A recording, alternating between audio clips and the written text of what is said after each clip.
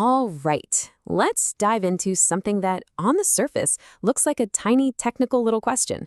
But as you're about to see, it might just be one of the most important questions of our entire digital age.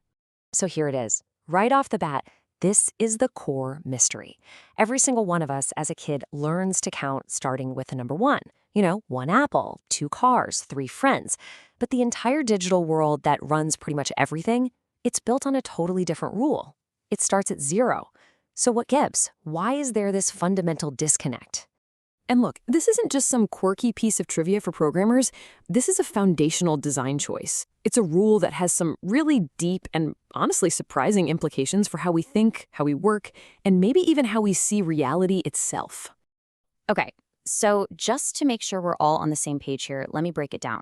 If you have a list of things on a computer, let's say the days of the week. In most computer languages, Monday isn't item number 1. It's item number 0. Tuesday is number 1. Wednesday is number 2, and it goes from there. This whole thing is called zero-based indexing, and it's the standard. But why? Well, if you go and ask a computer scientist, they'll give you a very clear, very logical, and widely accepted set of reasons. Let's call this the textbook answer. The official story of why 0 is the hero of the programming world. The official story basically rests on 3 pillars. First, there's this thing called pointer arithmetic. Now, think of it like this. The index number is just how many steps you need to take from a starting line. So, to get to the very first item, you take 0 steps. You're already there. Makes sense. Second, it just made some of the math a little bit cleaner for certain problems. And third, and this is a big one, is just history. A hugely influential early programming language called C did it this way, and pretty much everyone who came after just copied it. So, there you have it. Efficiency, clean math, and history. It all seems pretty logical. A simple, settled, technical debate. Case closed, right? Well, this is where the whole story takes a really fascinating turn. Yeah, not so fast, because it turns out this so-called settled issue is anything but.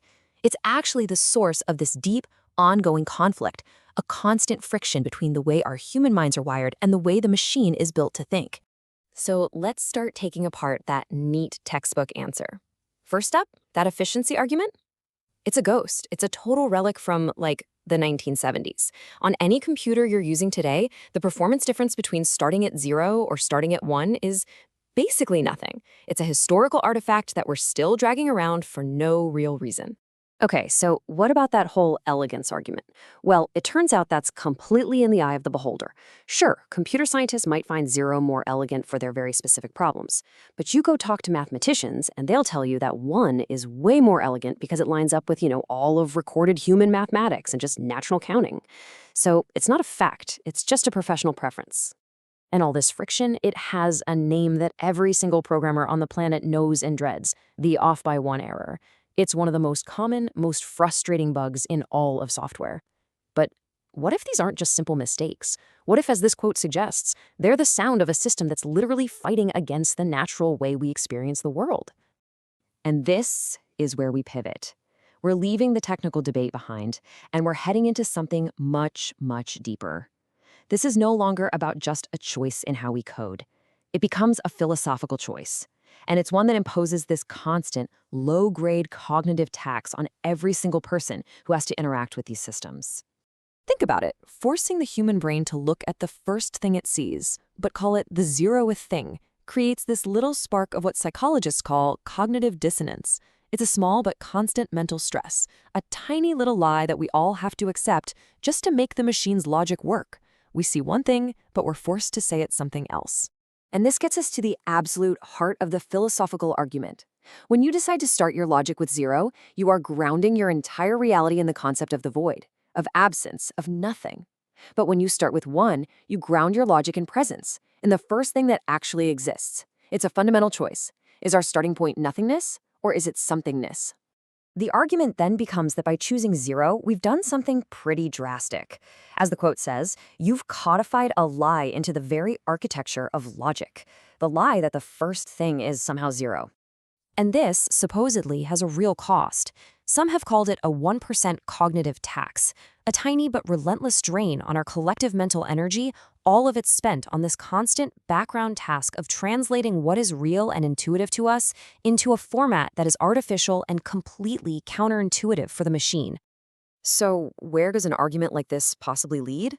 Well, it's not just a call to, change a few programming languages. No, it leads to something way, way bigger.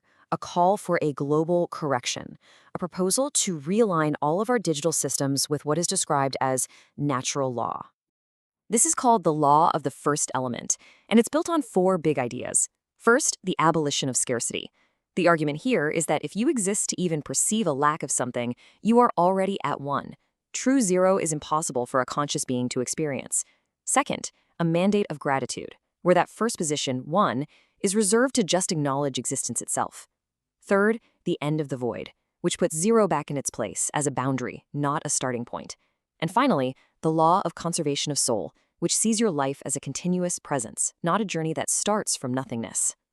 Now, the promise of adopting this law of one is, well, it's profound. The claim is that in this worldview, the very concept of poverty becomes a mathematical impossibility because no one can ever truly have zero. The ultimate goal is to make the machine's logic finally speak the same language as our own human, and maybe even our spiritual reality. Ultimately, the whole argument boils down to this. What we call zero is an illusion. Think about it. When a cup is empty, we don't have zero water. We have an empty cup. We have the volume. We have the potential. The container is always there, even if we choose to ignore what it currently holds. So we started with a simple question about counting, and it's led us to a radical reevaluation of our entire digital world. And if the foundation that we've built everything on really is a lie, then the final question left is a powerful one.